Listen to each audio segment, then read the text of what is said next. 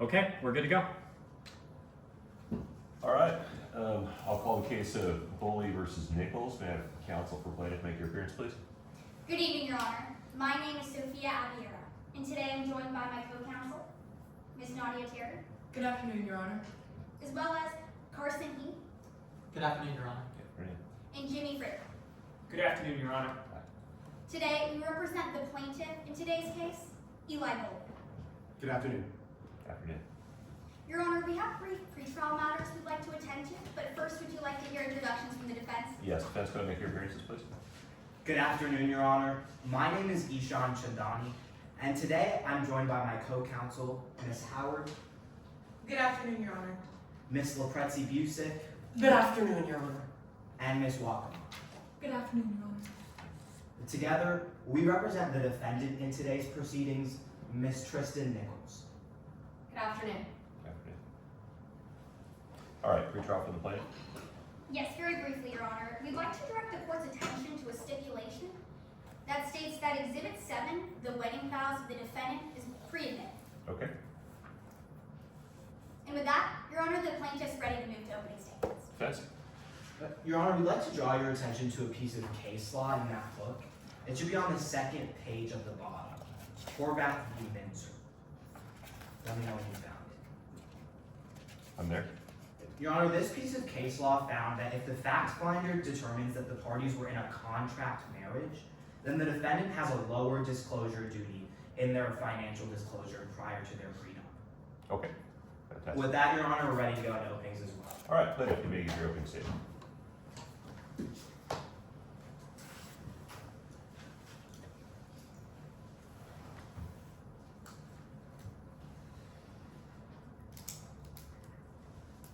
The defendant broke her promise,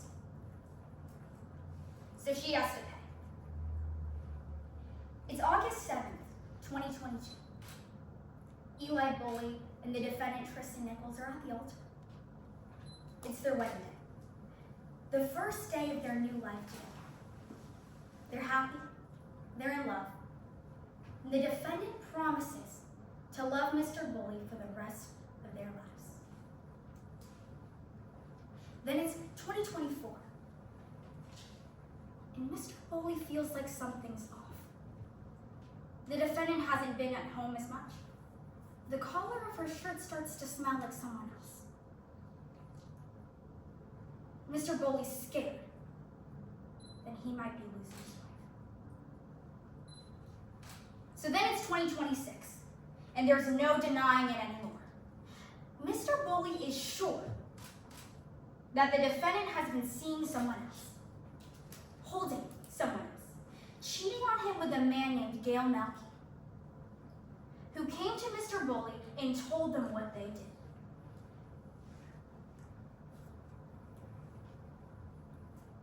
And that's why we're here today, members of the jury. Because before getting married, Mr. Bully and the defendant signed a prenup. And that prenup had an infidelity clause. That means if the defendant ever cheated on Mr. Bully would be entitled to 10% of the defendant's company. And as the plaintiff, we carry the burden of proof in today's case, which means we have to show two elements by preponderance of the evidence, or more likely than not. That first, the defendant and Mr. Bully were in love when they got married, and that the defendant cheated. And to meet this burden, we're going to ask you to pay attention to two key facts. The defendant made a promise, and she broke it. So first, we'll prove that the defendant made a promise. You're going to hear from Mr. Bully himself. He'll tell you that the defendant was the love of his life, that they met at a party, fell in love,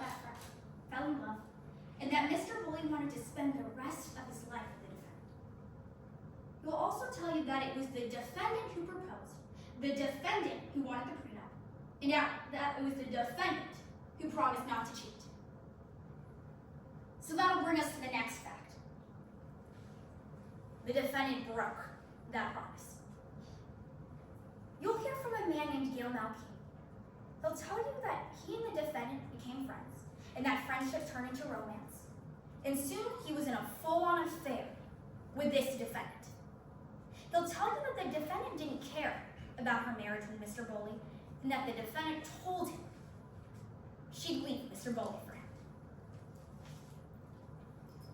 Members of the jury, we're not here today to prove that this was a perfect marriage or that the defendant had to stay in this relationship forever. But instead of controlling herself, instead of leaving the right way, this defendant chose to cheat. This defendant chose to hurt Mr. Boley in the one way she knew how. This defendant chose to break her promise. So now she has to pay. Thank you. Thank you, counsel. Defense?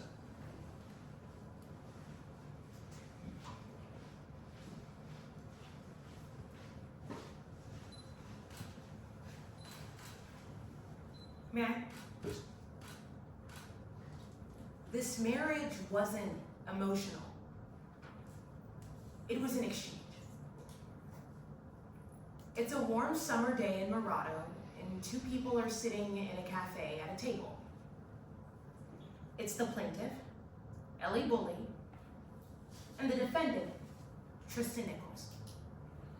And Tristan, she's got a big decision to make. See, the pair have been hanging out for months now, and the plaintiff has just suggested they start a relationship. But it's not the typical boyfriend and girlfriend scenario you're thinking of. The plaintiff asked to start a fake relationship. And when Tristan asks why, the plaintiff says they can both benefit. The plaintiff gets exposure for his art career. And Miss Nichols gets that promotion she's wanted for years. Today you're going to learn that Miss Nichols agrees to the terms of that relationship. Not because she has feelings for the plaintiff, but because she sees the benefit. You're going to learn that Miss Nichols' family made one thing very clear. Without a husband, we won't make you CEO of the company. So when Miss Nichols finds herself walking down the aisle just a few months later, it's not out of emotion. It's to fulfill the exchange. And despite the agreement that the plaintiff made with Miss Nichols, they're suing her. Today, the plaintiff is trying to invalidate the prenuptial agreement that the couple signed before they got married. And in choosing to bring that lawsuit, they take on the burden of proof. It's their responsibility to prove by a preponderance of the evidence, just more likely than not, that Miss Nichols was unfaithful during her marriage. But this case is a little different, because today, the defense is bringing an affirmative defense. According to the law, any morality clauses in a prenuptial agreement, like that about infidelity, are invalid if the couple are in a contract marriage, or if they just get married for business purposes. To prove today that the couple was in a contract marriage, we're going to hear from two different witnesses. First, you're going to hear from the plaintiff's best friend. You're going to learn that she was friends with both the plaintiff and the defendant, that she heard about this marriage from both sides. She'll be forced to take the stand, look her best friend in the eye, and tell you the truth. That the marriage was just contractual.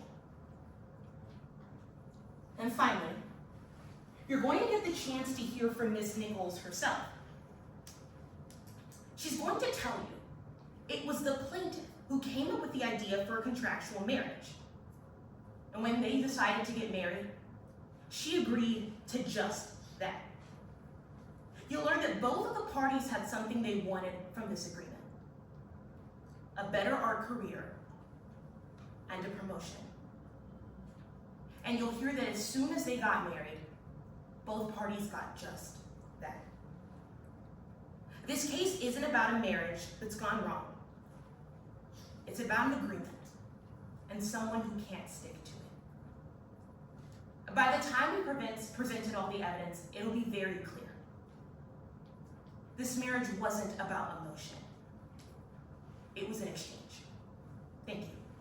Thank you. Plaintiff, you may call your first witness. Yes, Your Honor. The plaintiff calls Gail Melky to stand. Okay.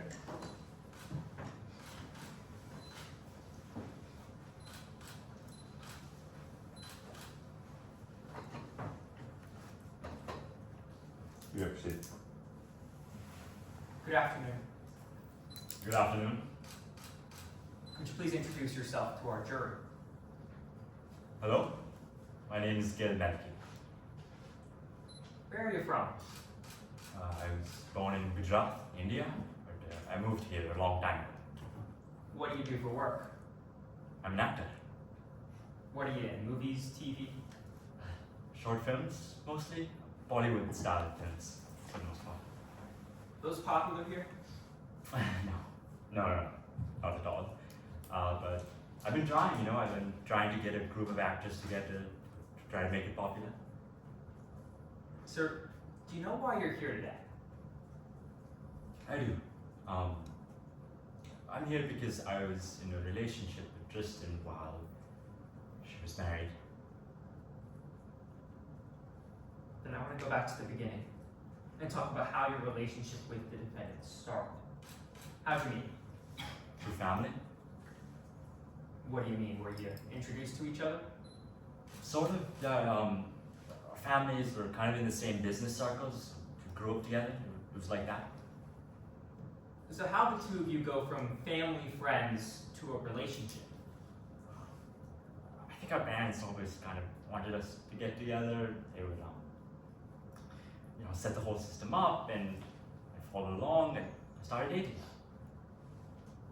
So sir, at that time, how did you feel about Tristan? I don't know. I liked her. Yeah, I cared for her. So how long did that go on for? Up until a year and a half, until Tristan met Eli. Mr. Melky, could you tell the members of the jury who Eli Bully is? Eli is Tristan's husband. They started dating right after Tristan and I broke up. So when exactly did Eli come into the picture? About 5 years ago, they met at a charity art gallery. What happened? How they meet at the gallery? I just left for a couple of minutes. I went to go check up on something, and next thing I know, they're talking, they're laughing. How'd that make you feel? Jealous?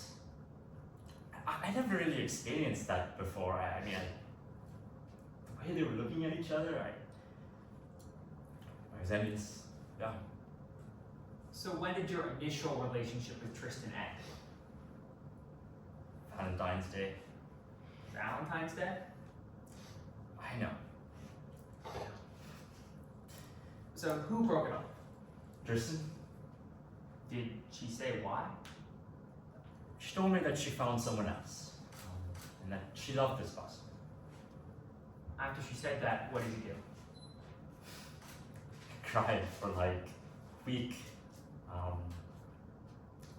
Part of it was bruised ego, part of it was heartbreak. What do you mean by bruised ego? How is bruised? Breakups notoriously suck, especially when you're young. It was hard to move on. Did you move on? I did. And Tristan and Eli, they got married, and I moved on. Well, then let's move forward and talk about the next time you saw Tristan. When was that? 2024. Where were you? We were at a movie premiere just downtown. A premiere for one of your films? No, one of my friends. So was Tristan at that premiere? She was What happened when you saw her? kind of reconnected. I started talking, she hugged me, and just went from there. So after that premiere, did the two of you keep in touch? Yeah, we did. Texts went to calls went to trips. Where'd you take trips to? Milan, Prague, Paris. Was anyone else with you on those trips? No, just us. Mr. Melky, I gotta ask, were the two of you intimate on these trips? Yes. Sir, what happened? Tristan, took me to her home and we kissed. Sir, when the two of you kissed, was the defendant still married to Eli? Yep, she was. Sir, how did that make you feel? It wasn't right. I knew it, but Well, sir, if it wasn't right and you knew it, why'd you continue to see Tristan? I didn't care. I know that makes me look like but I just didn't care. So, sir, how long did your relationship with Tristan continue for? Up until New Year's Eve. That was when Tristan proposed to me. Sir, tell me about that. When did that happen? At a hotel room. Why were you in a hotel room? Tristan, she had called me earlier, telling me to meet her there. She wanted to talk about something. So when you got to that hotel room, what did Tristan say to you? She told me that she loved me. She told me that what she was doing with Eli was a mistake, that it should have been me, that she wanted to be with me. Sir, what happened next? She got down on one knee and she proposed to me. When she proposed to you, how did you respond? I asked her about Eli. I asked what she was going to do about that, and then she just reassured me. She told me it'd all be fine. Did you believe her? I did. I loved her. Sir, after that, what did you do? I kissed and I left. Mr. Melky, when was the next time you saw Tristan Nichols? I didn't. Well, sir, you just told us Miss Nichols proposed to you that night. What do you mean you haven't seen her? I haven't seen her since that night. I didn't even know where she was until today. Did you reach out? Did you try calling her? Did I try calling her? I tried calling her for weeks. I tried calling her, I tried texting her, I even knocked on her door. She didn't answer. Let's talk about why you're here today.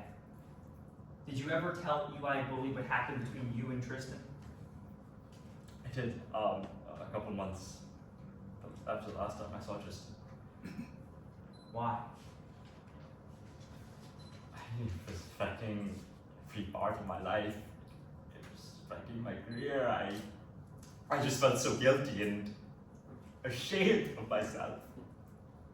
So, sir, let me ask you this. Sitting right there, how do you feel about Miss Nichols? What kind of a question even is that? Alright, I'll ask you a different one then. Sitting right there, would you lie for Tristan? No, I wouldn't. What about Eli Bully? Would you lie for Mr. Bully? No. I didn't want to be here. Eli asked me to testify. I said no. And then I get this stupid letter in the mail and now I have to testify. Sir, why not? Or why didn't you want to be here? Are you kidding me? This is humiliating. I didn't want any part of this. I thought that, if I just told Eli what happened, I could make amends. I could get it off my chest. But this, I didn't want any part of this. Thank you, sir. Nothing further. Cross? Yes, Your Honor.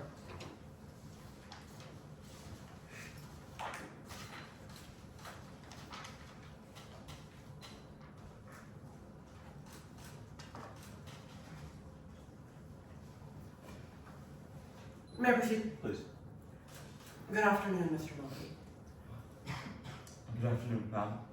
I want to talk a little bit about you, okay? Okay. You're an actor. Yeah.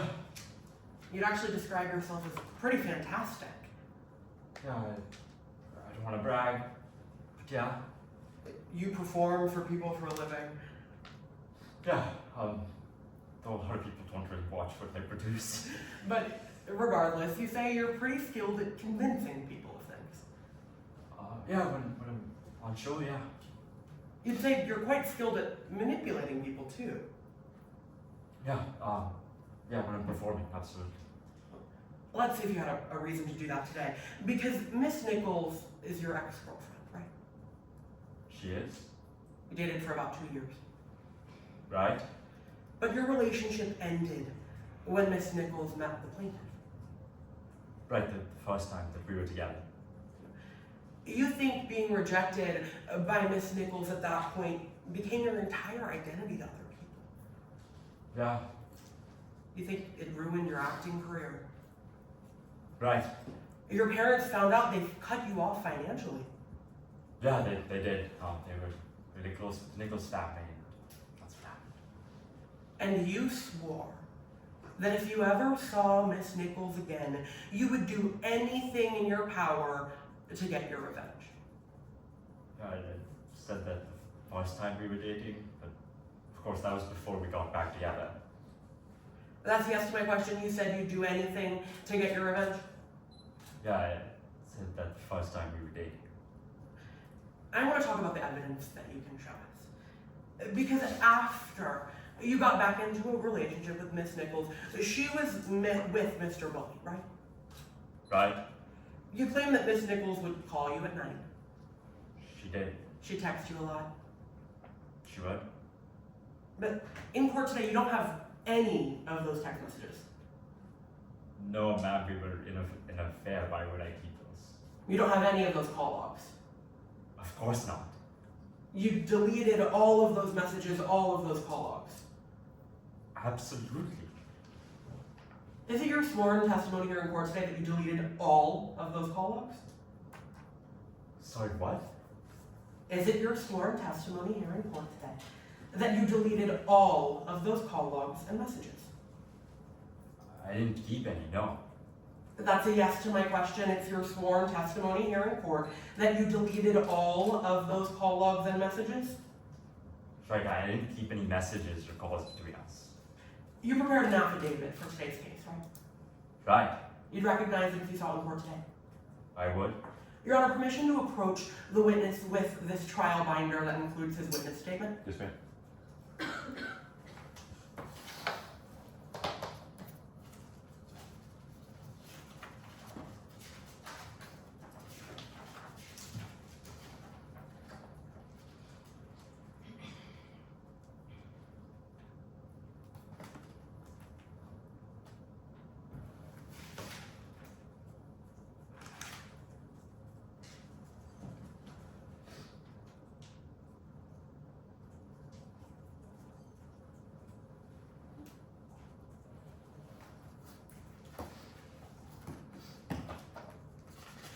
Mr. Melky, this is your witness statement, right? Let me get up to the front page for you. Yeah. That's it. That's your name on the front? Yep. Flip to the back, that's your signature?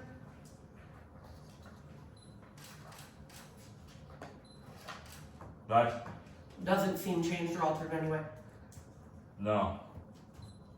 You were instructed to include all true and relevant details in this affidavit. Right, anything that I saw. You had up until today to make any changes to this affidavit. Right? I want to direct your attention to line 224 of that affidavit. Right? Can you read it aloud for the members of the jury? Sure. I even deleted most of our texts and calls from my phone and changed their contact name just in case someone saw a notification on my phone. Mr. Melky, you'd agree with me that most is not all. Sure. So, you have some of those calls and text messages. Sure. But you didn't disclose them to your attorneys. No, Didn't ask. You testified that you were involved with Miss Nichols while she was married, and you had proof that you didn't disclose to your attorneys. I deleted most of them, so no. I want to talk about a conversation you had with the plaintiff. Because recently you sat down with Mr. Bunny. Right? You told him all about the affair you claim you were having. I did. I'm kidding about what happened. But Mr. Bully didn't cry. No, I don't know if you cried about it. You'd have to ask him. He didn't yell at you. No? To you, he didn't even seem surprised. Objection, Your Honor, calls for speculation. Response? Yes, Your Honor, I'm just asking this witness to use his rationally based perception. He was in a conversation with this witness, with Mr. Bully, and it's well within his rationally based perception to say whether he seemed surprised. Overruled. Mr. Bully, I'll ask you again. Mr. Bully didn't even seem surprised. Right, I didn't know if you already knew. But I told him what I knew. When you told the plaintiff that you were having an affair with his wife, all he said was that he was disappointed that Tristan couldn't keep the deal going for longer than a few years. Right? That's what he said. Thank you, Mr. Milkey. Your Honor, I have nothing further for this witness. Thank you. Any redirect? No redirect. We ask the witness be excused. Your excuse, sir. Thank you. Defense, you may call your first witness. Yes, Your Honor. The defense calls Ms. Ash Sanders to the stand. Okay.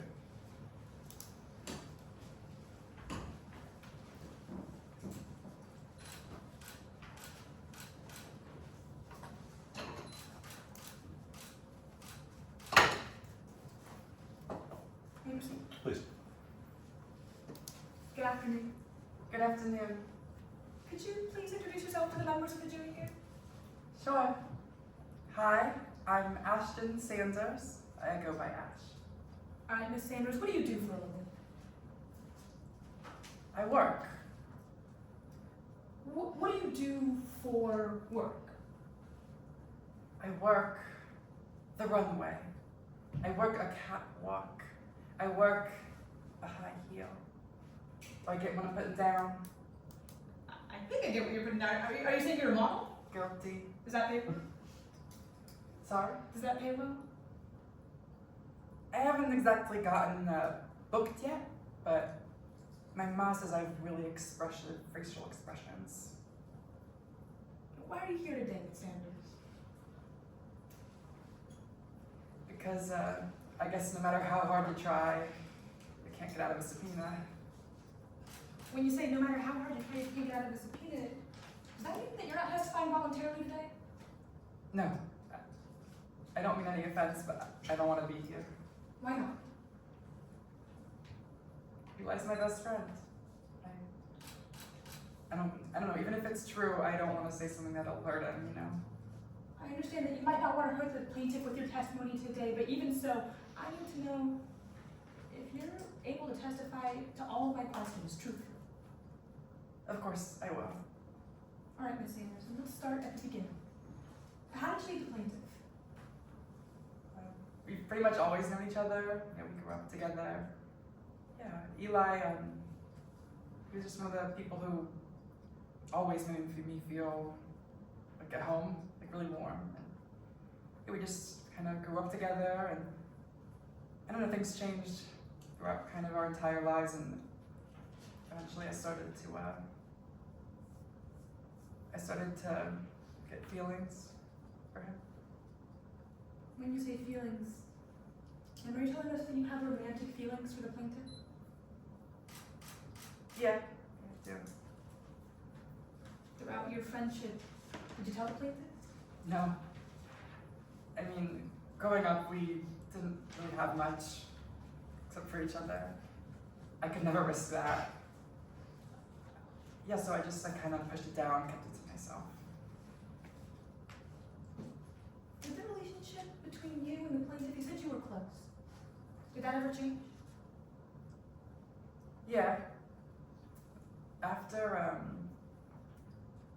Eli started dating Tristan, we weren't really as close anymore. When you say Tristan, are you talking about Tristan Nichols? Yeah, she's down there. Ma'am, why do you say that you weren't as close with Eli after she started dating Tristan Nichols? They got married, got engaged, and I don't know, I couldn't really keep the feelings in anymore. It was really embarrassing, you know. I felt like I was trying to kind of hide something, and I don't know, eventually I just blurted it out. Not very good timing, but I just said I love you. When you said not very good timing, why wasn't it good timing? It was because it was right after Eli told me that he had gotten engaged. And Eli told you he'd gotten engaged. Did he ever tell you why? Sorta. Yeah, he talked about this arrangement he had with Tristan. And, you know, she listed some reasons to him, and things like business, publicity, but I Did don't you know. mention love? Objection, hearsay, may I be heard? Sure. Right now, this witness is testifying about statements that the defendant, Ms. Nichols, made. These are out-of-court statements being offered for the truth of the matter asserted. Response. Your Honor, this witness is actually testifying about the plaintiff's statements. These are party opponent statements. They're accepted under hearsay. Your Honor, may I respond? It was my understanding, just based on the witness's testimony, she said that the defendant was told these statements to the plaintiff. If we could just get some clarification on, you know, who exactly made Is the those witness statements. testifying to something that she actually heard directly from the party opponent, or? Yes, through- Your Honor, the witness is testifying to when the plaintiff announced their engagement to her, and she said that their engagement was based on an arrangement. Your Honor, I think we need a very clear attribution of who the Okay, defendant well, is. yeah, I'll overrule it for now and ask you to clarify who's talking when you elicit this testimony. Yes, Your Honor. You said an engagement was announced. Who announced that engagement to you? Eli did. Yeah, we were at a bar, and yeah, he just told me that, you know, he got engaged, and that's when I just blurted it out. What did Eli say when you told him that you loved him? It was so embarrassing. There was just this a really long, really awkward silence, and he kind of hugged me, but not the kind of hug that I wanted. It felt like pity, and he said, "I do love you, but not in the way that you need." Miss Sanders, after the plaintiff told you that he didn't love you, were you guys in contact? Not for a while. It was pretty painful, embarrassing, so we kind of lost contact for a little bit. But What changed? eventually, once they got this prenup thing going on, he asked me to look into it. What do you mean he asked you to look into their prenup? I don't even really know myself. It was a little confusing. Yeah, after we had gone for months of not even talking, he asked if I would help do some research, look into some things. During the conversation, when he asked you to look at his prenup, did he tell you about the nature of that relationship that the prenup was about? Yeah, he said it was like a business deal. Did he mention love? No, Did he mention a contract? yeah. Ma'am, how did you feel when your best friend told you that he was getting married as a business deal? It broke my heart. I mean, Eli's the best person I know. Eli, you deserve everything. You deserve the world, and you deserve someone who will give that to you, but you also deserve love. Ma'am, I want to move to what Eli asked you to do. You said he asked you to look into the prenup. Did he ask you to do anything else? Yeah, so, yeah, they got married. we weren't as close anymore, but we still talked here and there. A little while later, he reached out again. He told me that he thought Tristan was cheating on him. So he asked for my help again. I said yes again. So I looked into proof if there was cheating going on, I guess. How did you look into the proof of there was cheating going on? I don't know. I didn't really know what I was doing. I wanted to help him. I got like a job bartending at a place that Tristan was involved with, trying to see if I could see anything. Were you able to find any evidence that Miss Nichols was cheating? No. Did you want to? Yes. Even though you wanted to find evidence, did you find anything? No. And yeah, I told Eli. I said, I'm sorry, I just couldn't find anything. And he pretty much cursed me out. He said he accused me of hiding evidence because I was still obsessed with him, and we haven't talked since. Do you know if there was a reason for the absences that the plaintiff asked you about? Yeah, so I would go on some trips once I became the private bartender. We would go on these like private jet type things and kind of go across the ocean and all sorts of things. And I don't really know the specifics, but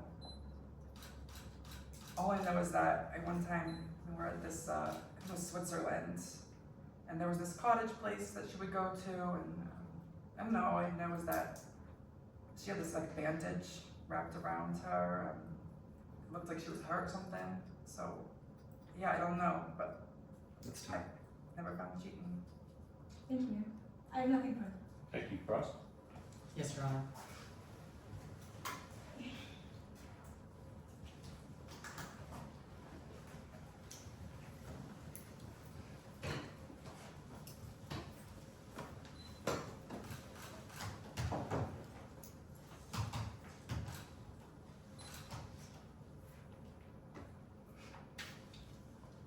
May I proceed, Your Honor? Please. Good afternoon, Ms. Sanders. Good afternoon, hon. Now, I just want to start by talking about how you feel about the person on that side of the courtroom, okay? Who? Ms. Nichols over there. Oh, sure. Now, you started off your direct examination by introducing yourself as a model, right? That's true. That's right. You said you haven't really booked many gigs, right? That's true, yeah. What you didn't tell us is that you're already employed at a different job. Yeah, I work odd jobs to kind of get by. Well, you actually have a full-time job, not an odd job, right? I got an offer that I accepted, yeah. That's right. You got a job offer, full-time, from the defendant over here. That's true, yeah, I haven't actually started yet, but yeah, I got the offer, I accepted. And how was the interview process for that job? It was pretty much basically, I said I was a private bartender. That was kind of the precursor, and I think I did really well because she offered me the job. Well, hold on, Ms. Sanders. The answer is that there was no interview process. Sorry, what do you mean? Well, here's how you got the job, right? You met with Ms. Nichols over here, right? Yeah, I became her private Right, bartender. and you let her know that you were keeping an eye on her to see if she was cheating on her husband, right? Yeah, after everything happened with Eli, I felt really guilty. Right, and right after you brought up the possibility of her cheating, she offered you a full-time job on the spot. Yeah, I felt really guilty, about it all. So when I told her, I think she said she appreciated the honesty, and yeah, she offered me the job. I understand, Ms. Sanders, but I'm not asking you if you felt guilty. I'm asking about the chain of events here. You didn't get a resume, right? Oh, no, I don't know how to make a resume. You didn't have an interview? No. I guess the only job requirement was letting the defendant know that you might be onto her cheating, right? Other than, I've worked for her before, but I guess. Ms. Sanders, would you say that the defendant only hired you to control your testimony today? Objection, Your Honor, to outside the scope of this witness's knowledge? I'll withdraw the question, Your Honor. Ms. Sanders, I've got your affidavit right here. You remember writing this before coming to trial, right? Yeah. Now you also remember, about a week before you wrote this affidavit, you sat down right here. Hi, Ms. Nichols, how are you? You sat down right here with the defendant, right? Oh, sorry, I can't see you. Oh, I'm just over here. You sat down with the defendant, right, with your affidavit? Yeah, it wasn't in this room, but it was, yeah, that's true. That's right, and she actually helped you prepare your affidavit. Yeah, I've never really been involved with, lawyer stuff before, so she walked me through the process. She didn't just walk you through the process. She told you what kind of information to include in this affidavit. Am I right? Yeah, they basically told me how there's, like, to do, I think it was, like, the things that are relevant to the case, the usual whole truth, nothing but the truth, all that stuff, yeah. Now, on direct examination, you told us that Eli came up to you and accused you of hiding evidence of his wife cheating on him, right? Yeah, I mean, of course, you insisted you did not hide evidence, right? of course. But again, I've got your affidavit right here. Let me ask you, wouldn't you agree that if you found evidence of Miss Nichols cheating, you would be tempted to keep it quiet? What do you mean? Talking about your words here. You admit that if you had found evidence of Miss Nichols cheating, you would be tempted to keep it quiet, right? Oh, when I wrote the affidavit, yeah. Well, let's talk about whether or not you did keep evidence of cheating quiet. You recognize this photograph, right? Sorry, I had bad vision, I'm so I sorry. get a little closer. You recognize who this is, right? Yeah, I do. This is Gail Melky. Yeah, he's very handsome. That's Miss Nichols' ex-boyfriend. Yeah, it is, I think they dated back in the day. And this is an accurate photograph of the last time you saw it, right? Yeah, it's a little worse for wear, but it's accurate. Plaintiff offers this in evidence, Your Honor. What exhibit is it? Exhibit 6. Any objection? No objection, Your Honor. 6 is admitted. Now, Miss Nichols, the reason you've seen this photograph before is because when you were on a trip in Switzerland with Miss Nichols, you saw it fall out of her wallet, right? Yeah, that's true. You saw a photograph of Miss Nichols' ex-boyfriend fall out of her wallet, and you didn't let your best friend, Eli Bully, know about it. No, I didn't I mean, know you- why I would. Right, you talked about the possibility of Miss Nichols cheating on your direct examination, right? Oh, I said that Eli asked me to look for if there was any evidence, yeah. Right, well, you found a photograph of someone who is not Miss Nichols' husband in her wallet, and you did not let the jury know on your direct examination, did you? Oh, that's not really the type of evidence I was looking for, hon. Oh, I didn't ask if you were looking for it. You found it, right? I saw the picture, yeah. Right, and you didn't, even talk about it until I just brought it up. No, no one else asked me about it. Thanks, Ms. Sanders, I can take that back from you. I just want to talk about some of the testimony you gave on direct examination. You said you went on trips with Miss Nichols in Switzerland, right? That's right. As her private bartender. That's true. We're trying to keep an eye on her just to see if she was cheating, right?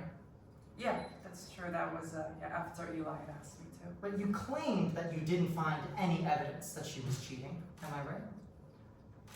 Yeah, I really tried. I really wanted to find something, but... Come on, you're telling us you really Objection, tried. Your Honor, I just asked my voters to be allowed to finish her answer. Please make sure she's finished her Yes, testimony. Your Honor. Ms. Sanders, you're telling us you really tried, but you didn't even follow her around at any point during that trip. Oh, I'm not a stalker, hon. No, I was just kind of, when I was bartending, I would kind of do this. Right, so trying really hard to see if Miss Nichols cheated on her husband, that did not involve following her at any time, right? Definitely not, no. Okay, so that means you don't know what she was doing on these trips. No, like I said, I just would see her leave, come back, and the one time with the bandage, that's really all I can tell you. And you don't know who she was seeing on these trips. I don't know if she was seeing anyone, hon. I don't know. You have no idea she was seeing this man, do you? I've never even seen him in person, so no. Oh, right, just the picture that fell out of her wallet. Yeah. Nothing further. Redirect? No regret, Your Honor. Okay, you may sit down, thank you. Thank you, Your Honorable. All right, we'll take a 10-minute recess. What time do you have? 10 minutes would leave us at 4:44.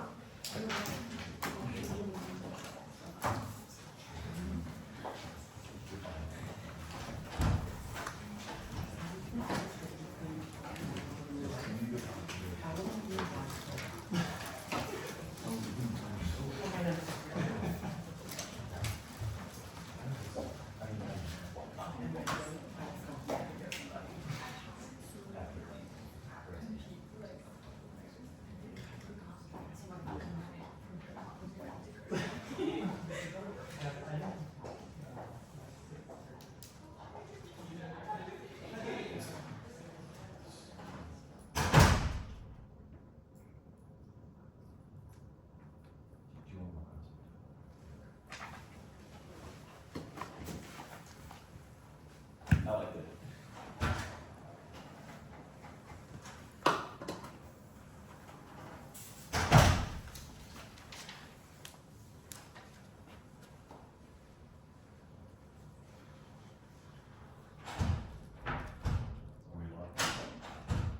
It should unlock from this side. I think this would be the side it would be on.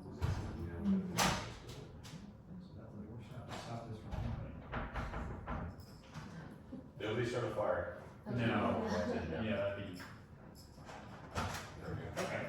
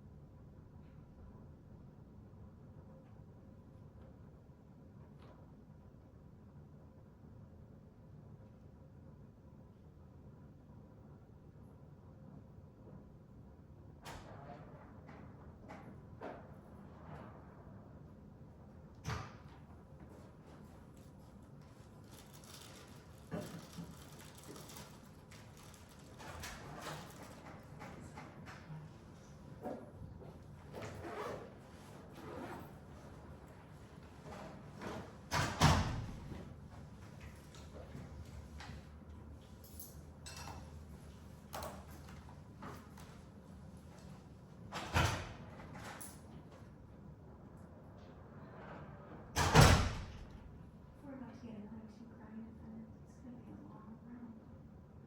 I know. Like the variance of having an expert last round. Oh, yeah.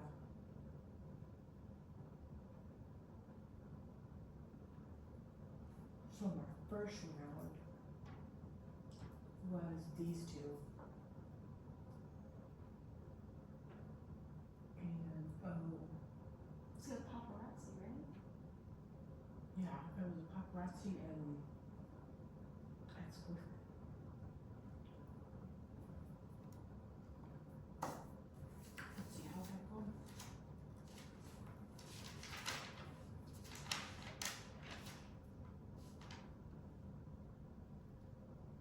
Oh, it was different people.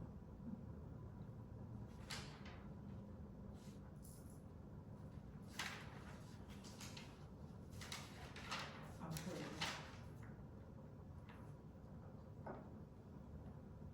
Carol Milky and Ash Sanders. And then. Foxy, Lee, you know, so those are these two.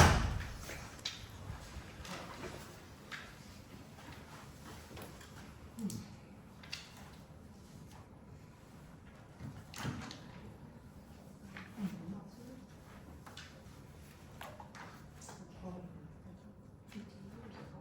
then- What's your connection to the competition? I did mock trial and some undergraduate. and Okay. So I've been judging. Here at Texas? No, I went to A&M. Okay, But I've been judging for a few years since then. great. What are you doing now? I'm a lobbyist, so I do a lot of testifying and like getting questions and stuff like that. So In Austin? yes, Or- yes, state level. Yeah. You? My nephew parties on the UT team right now, and I know that I could be one on the team, so I keep getting sucked in.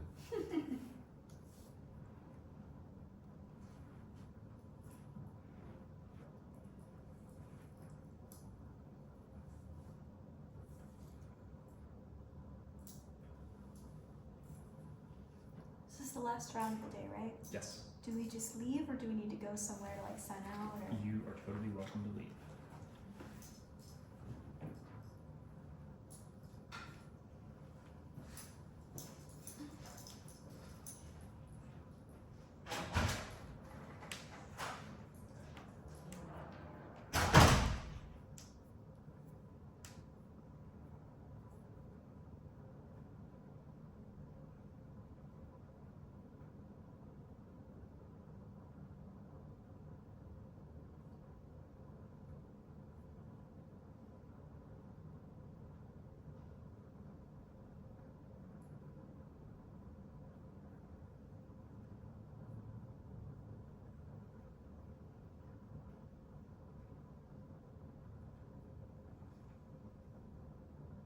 Like these ballots are very binary, very easy.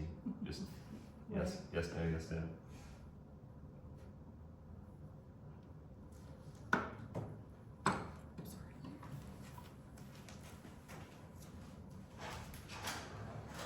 Last round I struggled with it because I felt like two that were going against each other were completely equal on basically every front. That was hard. That is tough, yeah.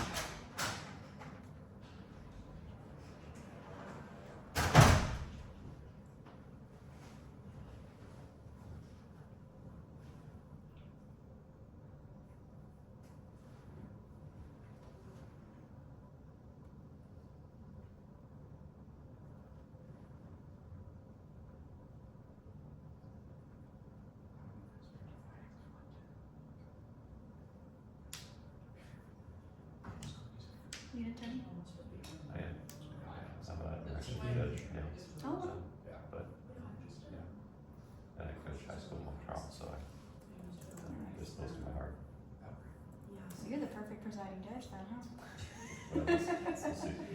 In a competition like this where it's just the witnesses, it's like whatever. You know? Yeah. I didn't really know that's what it was until I arrived. Like, oh, it's totally different. Cases like this where it's divorce and family law. Yeah. So that's the other eating thing. It's entertaining, but I'm glad it's not my day to day. Yeah. Cracked up when I saw that they were sitting right next to each other. Oh, were they? Yeah, the husband and wife were at the end of the table. Oh, yeah, that's funny. I loved his cross examination technique of going and sitting down on the floor. That was like so difficult. Yeah. And her response was very funny. It's like from a, I was just thinking from a juror perspective, like, oh my gosh, sitting, like literally sitting right next to them. Like it created that visual of like, oh, that is rough. Yeah. Was it on the floor? Yeah, no, he literally got on the floor. He was like 18 style on the floor. It's like crisscross. Yeah. Like, Yeah. Oh, I wish I could see that. It was very funny. Last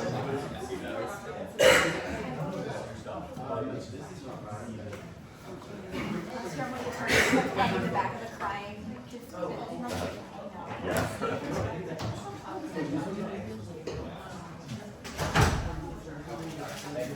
Yes.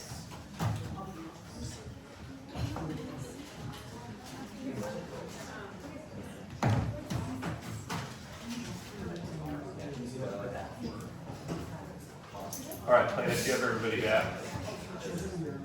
Yes, Your Honor, I think that everyone is back and ready to proceed. Okay, defense, everybody, got everybody back?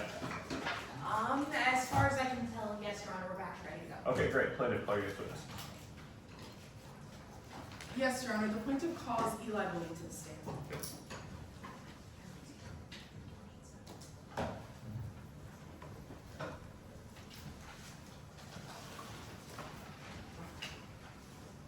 have a seat, Your Honor? Please.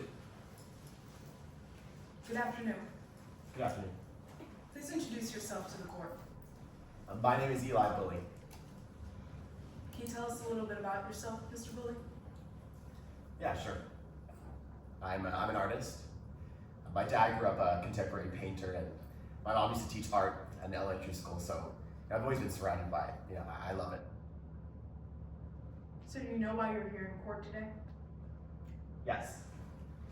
I'm in the process of divorcing my wife, Tristan Nichols, for violating our prenuptial agreement.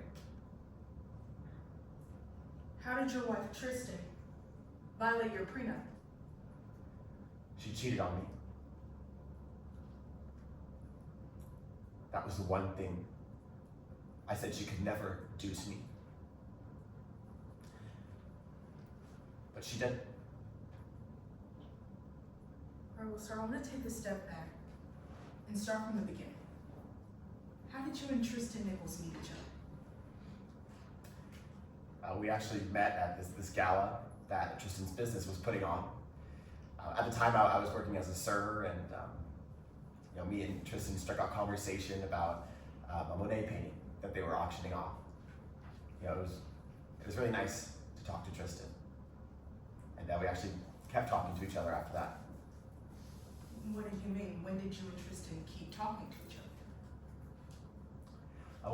So I taught classes at the Community Arts Center, and she just started showing up early to my classes with a coffee, and we would just chat before my classes. You know, it was nice. So do you remember what you and Tristan used to talk about when she surprised you at work? I had never met a woman who asked so many questions. You know, she was so curious about my life. We could talk about art for hours. But eventually she asked me if we should get married. How did you react when Tristan asked if the two of you should get married? I mean, I honestly just laughed. I thought she was joking. I mean, at that point, we'd only been talking to each other for a few weeks.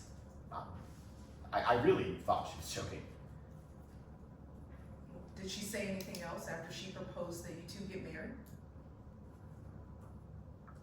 Well, she started explaining something called a contract marriage, where we would get married and she would become CEO of her family's company, and she would help me, you know, boost my art career, really get my stuff out there.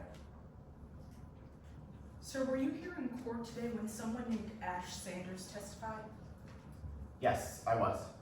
Do you remember Ash Sanders telling us that you told him that you agreed to that contract marriage? I did hear that, but that's not true. Sir, what did you say when Tristan brought up a contract marriage to you? I said no. No, I agreed to date Tristan, and I still wanted to get to know her. I mean, I liked her, but I wasn't gonna marry someone I barely knew. Well, my parents, they had the best marriage. They were in love, and I always wanted that for myself. So I thought me and Tristan should get to know each other more. So what happened when you agreed to date Tristan Nichols? We were in a contract relationship. So, you know, Tristan became CEO, my art career started to take off, but you know, that all changed 2 months into our arrangement. What changed? I realized I like Tristan. Actually, I love Tristan. And I wasn't going to be in a relationship with somebody who didn't love me back, who just wanted to be in a contract relationship. So I tried to break things off with Tristan. Did Tristan let you break things off when you told her that you didn't want to be with someone who didn't love you back? No. She actually started to cry. She said to me that she just wanted me, that she loved me. She told me to forget about the contract marriage, that we should just be together. She didn't want to lose me. So did Tristan stay with you? She did. We got engaged, and We eventually got married. Alright, Minzer, I want to talk about what happened right before you and Tristan got married. Did the two of you have a prenup before you got married? Yes, we did. Would you recognize that prenup if you were to see it right now? I would. I'm gonna ask you to flip in that exhibit binder. It should be towards the back for your prenup, and just let me know when you find it, sir. I'm there. Sir, if you don't mind me asking, if you and Tristan were in love, why did you two make this prenup? I understand, what people say about prenups with marriages, that it's all about money, not about love, but it just was part of family business.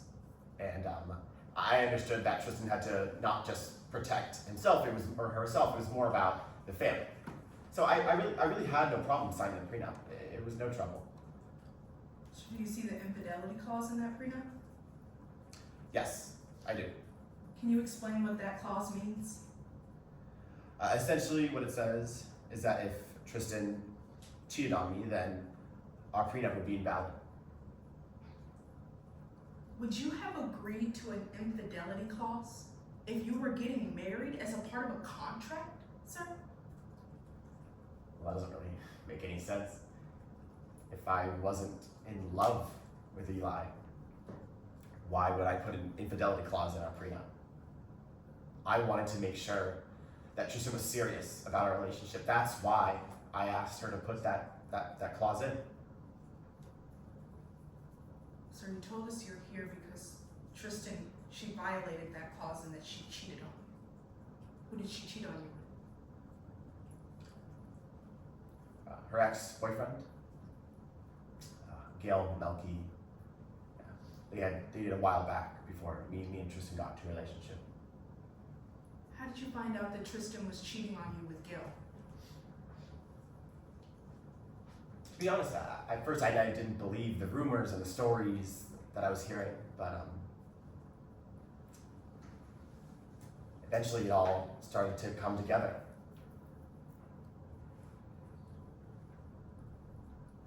When did it all start to come together? I saw pictures and videos, and I started to think about what Gail had told me, and I realized it was all true. Tristan had cheated on me. And when you found that out, Mr. Bully, how did it affect you?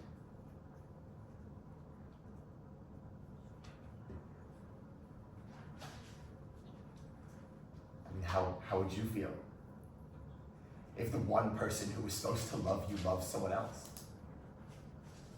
So I wanted to be sad or angry. But really, I was just humiliated.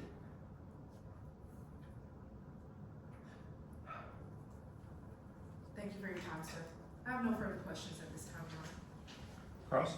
Yes, Your Honor.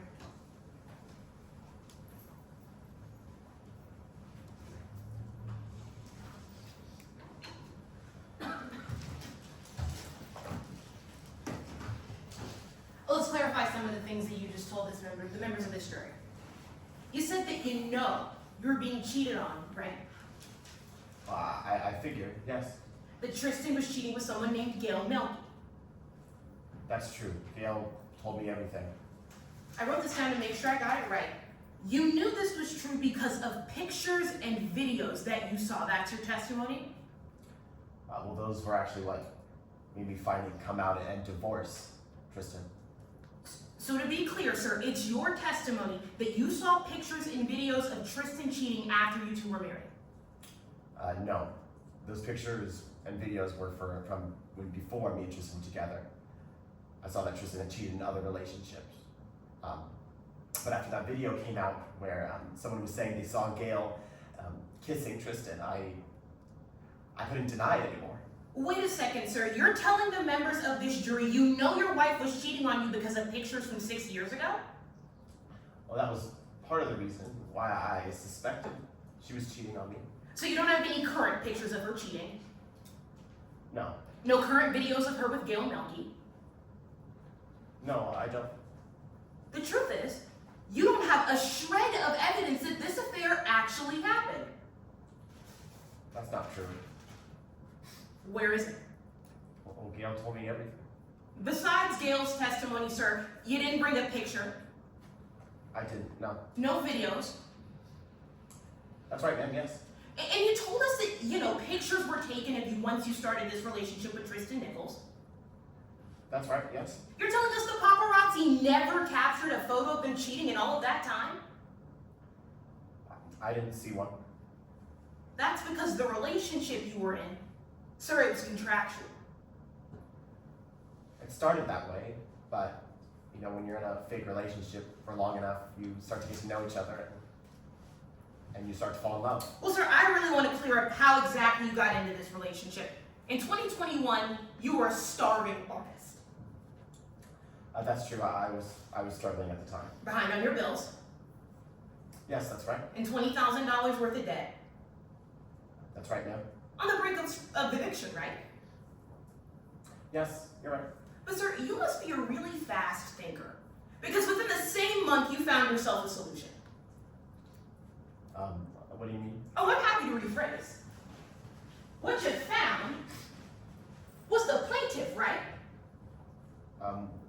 We had met when I was struggling, yes? You met in December of 2021 That's right. and agreed to start a contract relationship shortly after.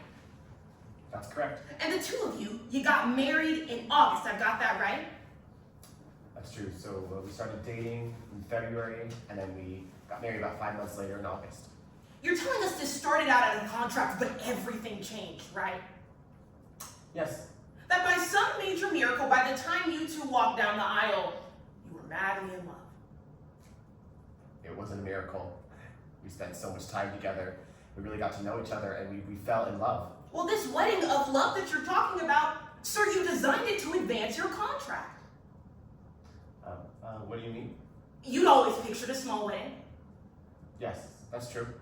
Your best friend, maybe a couple family members. Yes, that's right. But you had to keep up appearances, didn't you? Yes, you know, there were certain things that came with marrying Tristan, who was such a public figure. And when you married Tristan, instead of the small wedding you'd always pictured, it was a big, lavish wedding with all the right people, correct? It was, yes. Your wife even referenced a contract marriage in her vows, isn't that right? That's true. The document I'll be referencing is pre-admitted. At the beginning of her vows, she tells you, Eli, our story didn't start like a fairy tale. Yes, She mentions the cameras, the fans, the money. she does. Tells you all the bad things that happen if those go away. That's right. She says that she can't wait to make a masterpiece of your life together. Yes, she said that. And you're telling us these were words about a loving marriage? Well, you forgot to say the part where she said she loved me. Sir, you're telling us these words about lights, cameras, and no fairy tales. That's a loving marriage. Yes. Well, I want to make sure that the members of the jury understand what it is that you have to lose today. You recognize your postnuptial agreement if you saw it? I would. Do you mind opening the binder and flipping to exhibit number 1? I'm there. This is a copy of the prenuptial agreement that you signed with Ms. Nichols. Yes, it is. It's a fair and accurate copy. Yes. Hasn't been changed. No, ma'am. Pursuant to stipulation, the document's been pre-admitted. Okay. So this document, it outlines what happens in the case of an amicable divorce. Yes, it does. It's kind of like this whiteboard. You get nothing. That's true. But you're hoping that doesn't happen. I never wanted to divorce Tristan. This never would have happened if she didn't cheat on me. Sir, let's get specific. You want this agreement thrown out. What do you mean? I don't understand. You want your prenup invalidated. Well, yes, Tristan broke the prenup. If that happens, sir, you get half of everything. Yes, that's what the prenup says. A victory in court worth $3 billion. That is how much money I would get, yes. Nothing further. Redirect. Your Honor, can I inquire how much time is left? 32 seconds. Briefly. Thank you. Mr. Bully, I want to give you the chance to tell us the full story. What do these vows say? I can read my favorite part of Tristan's vows. I know you're the artist, but I can't wait to make a masterpiece out of our life together. You, Eli Bully, are my most cherished and trusted confidant and the love of my life. You see me, you love me, like no one else ever has. Nothing further. Okay. Is there recross? None, Your Honor. Okay, thank you, Mr. Fencer. Thank you. Okay, defense, you may call your witness. Yes, Your Honor. The defense calls Tristan Nichols.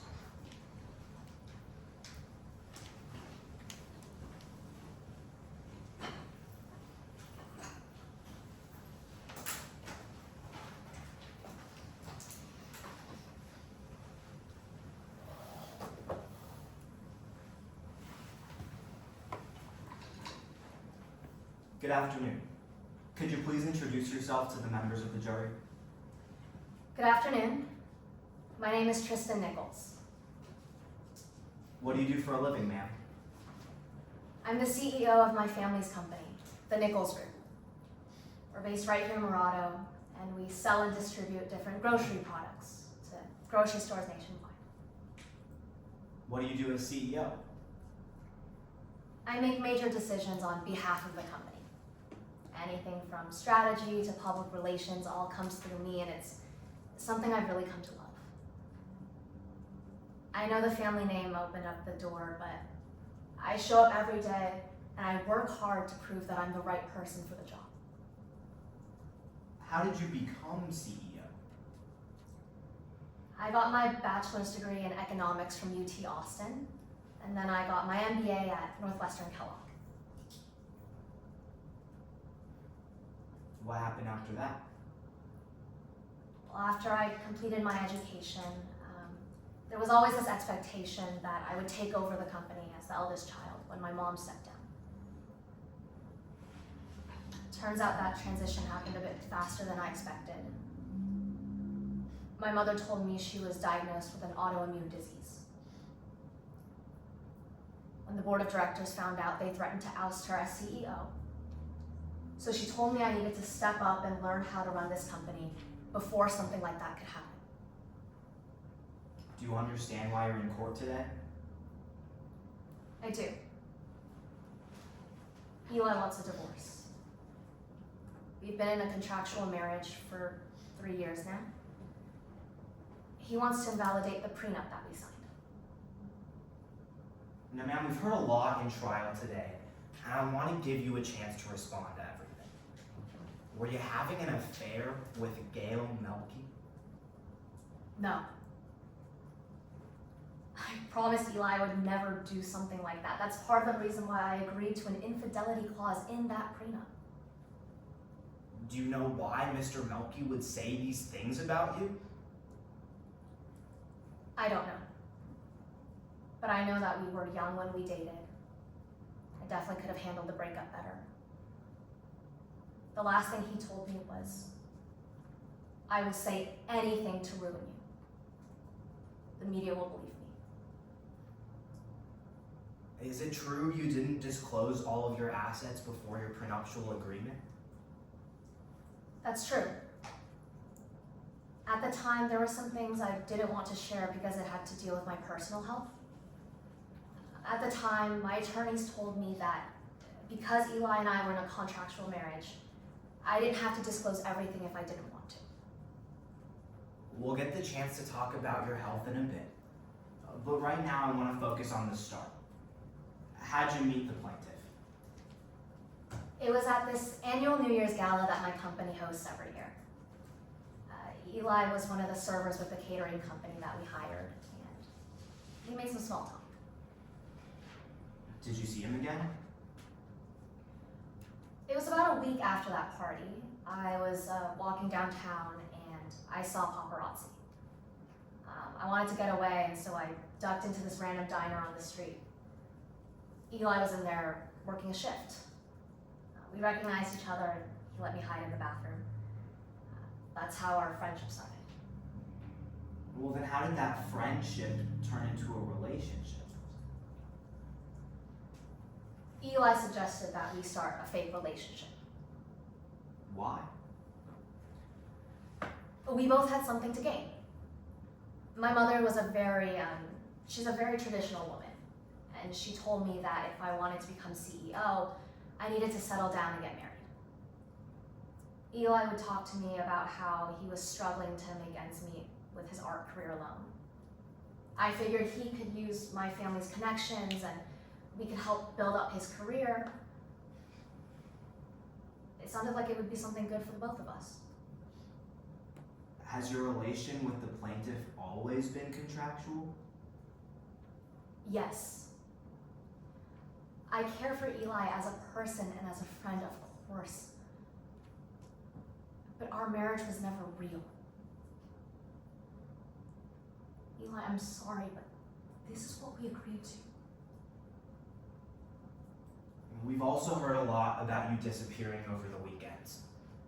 Miss Nichols, where were you? I was in Switzerland, getting medical treatments. For what? In 2021, I was getting a routine physical. There was something abnormal in my blood. Objection, Your Honor, under Rule 403. Okay. Your Honor, it's our contention that this testimony, it doesn't serve any probative value, only serves to inflame the passions of the jury. Response? Your Honor, if I may make an offer of proof. Please. We expect this witness to say that the reason that she was disappearing for weekends at a time was because she was receiving medical treatment for this illness. It's certainly more probative in order to understand why she might have been disappearing, to understand what medical illness this witness was diagnosed with. Brief response, Your Honor. Brief. Your Honor, the witness can elicit the testimony that she was gone for medical treatment without going into the details of that illness. That only serves to prejudice the jury and inflame their passions. Are you willing to stipulate she was gone for medical treatment? Your Honor, I don't think we have that stipulation, but our contention is that they can put onto the record that she was away and argue that she was getting medical treatment, but the content of that. What was the medical treatment for? Your Honor, the witness was about to explain that she actually has a syndrome called anti-synthetase syndrome, and that she was going to Switzerland in order to receive specialized experimental treatment for that.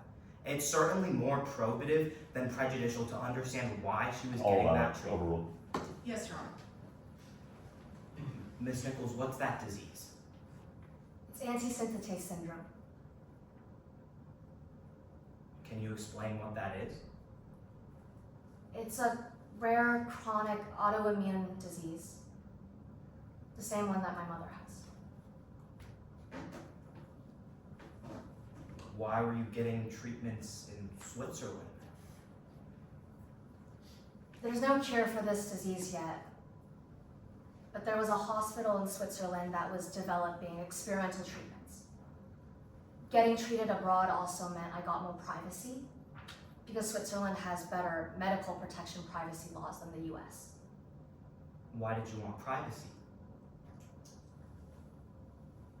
I couldn't let this diagnosis ruin my career or my family's company. I wouldn't let it. I worked so hard to get here. Hell, I even married someone for this position. I couldn't let anyone find out. Man, what was it like working with this diagnosis? Frankly, it was really difficult. There came a point where my joints were really swollen, my body was so weak that I couldn't leave the house. So I had to take all my meetings virtually from bed with the camera off. But it became more manageable once I started getting treatment. Did you ever tell anyone about that diagnosis? No.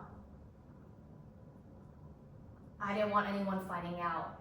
I couldn't let it leak to the public, let alone the board. So I didn't tell anyone about it. I didn't tell my family, I didn't tell my personal assistant, and I definitely didn't tell Eli. Why hide it from the plaintiff? our marriage was never real. We didn't prioritize each other like that, and I couldn't risk anything getting hurt. You told us earlier that you hid your money for health reasons. Was it because of that diagnosis? Exactly. There's only so much the treatments could do, and I wanted the best scientists in Europe on the job to figure out how we could beat this disease. Not just for me, but for my mom as well. I started a secret company in Switzerland. It was called Secret Garden, to help fund that medical research over there. But I put all of the paperwork under my assistant's name so that it wouldn't be able to get traced back to mine. Ms. Nichols, I want to make something very clear. Did you sit down with any attorneys before today's trial? Of course, I sat down for a deposition with those attorneys over there. Did those attorneys over there, did they ask you about this illness you have? No, Did they ask you where you were during those weekends where you disappeared? they did, and I told them I was in Switzerland. They never asked why. Thank you, ma'am. I have no further questions. Thank you, Cross. Yes, Your Honor.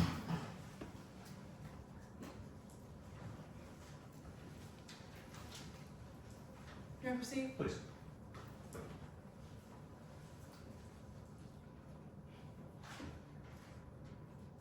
Ma'am, you were sitting right over there when Miss Howard stood right here in her opening statement, and she said their relationship wasn't emotional, it was an exchange, right? That's correct. You recognize your wedding vows, true? I would. I'm approaching with the wedding vows. Thank you. Those are your vows, ma'am, right? These are those vows. Ma'am, you say in these vows, if all the cameras, all the fans, and all the money went away, I would still choose you. I read that right. That's right. I promise to choose you every day I wake up, right? That's true. I promise to love you and only you, true? I wrote all of this because we were having a very public wedding.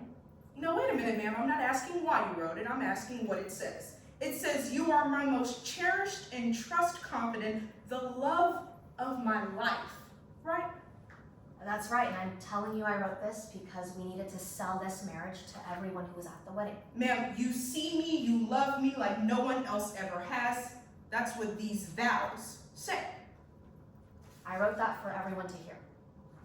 So are you lying here, or are you lying now? I was never lying. Our marriage was always contractual, and we both needed to sell this at the wedding to make sure people would believe us. Wait a minute, ma'am. Here you say she's the love of your life. You see me, you love me. I love you more than anything. You just told us that none of that is true, right? We both agreed this wouldn't be true. Ma'am, I'm not asking about what you agreed to. I'm asking whether or not it's a lie. This is a lie, isn't it?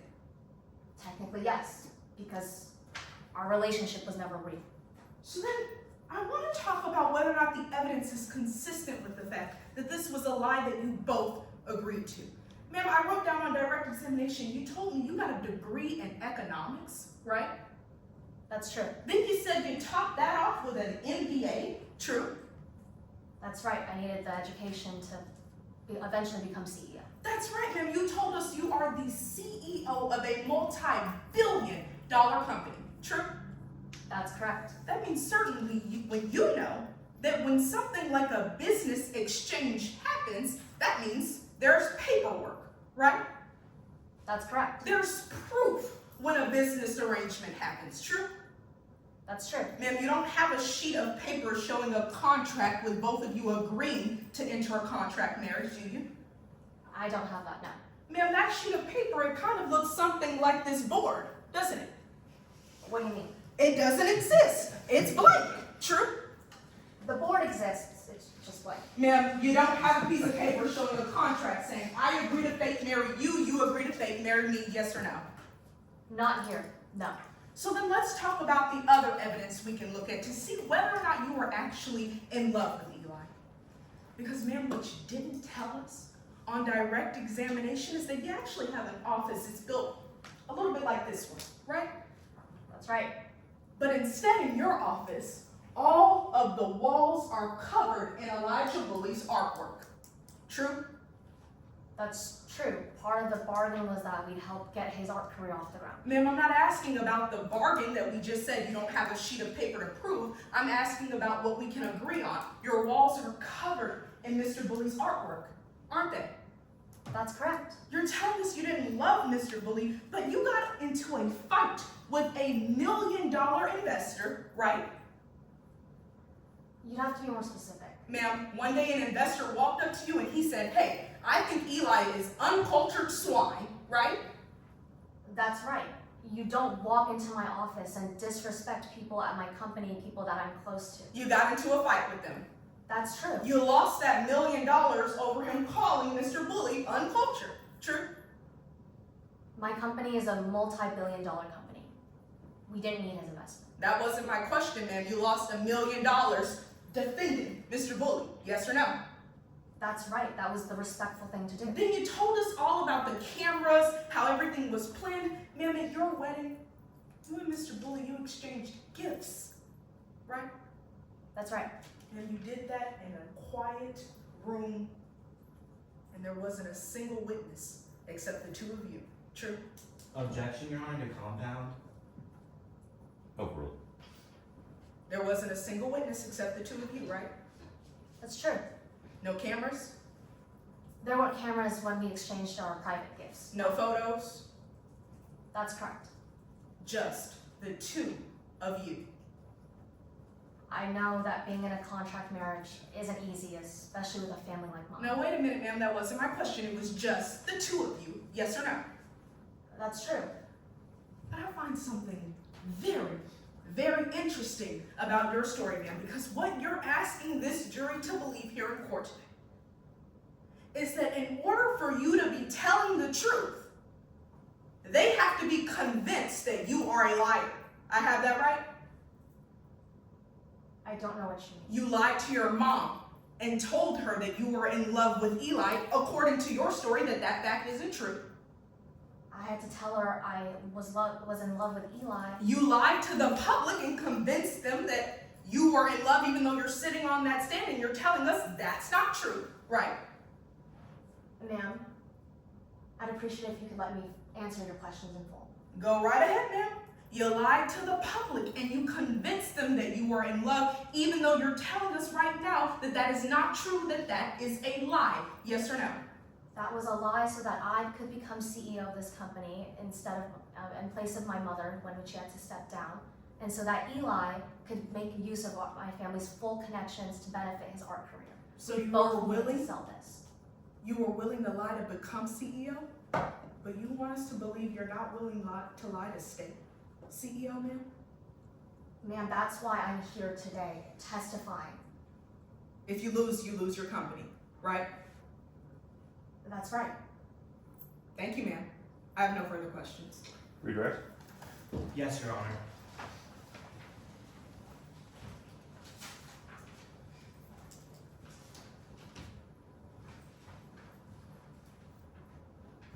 Were you the only one that had to lie to keep that contract marriage going? No. This is what Eli and I agreed to. And Eli doesn't get to just waltz in here and decide that everything was fake and take half of everything my family has built up and just take us all down like that. Thank you. I have no further questions. Okay. Thank you, Ms. Again. Thank you. All right, thank you all. We will fill out our ballots now.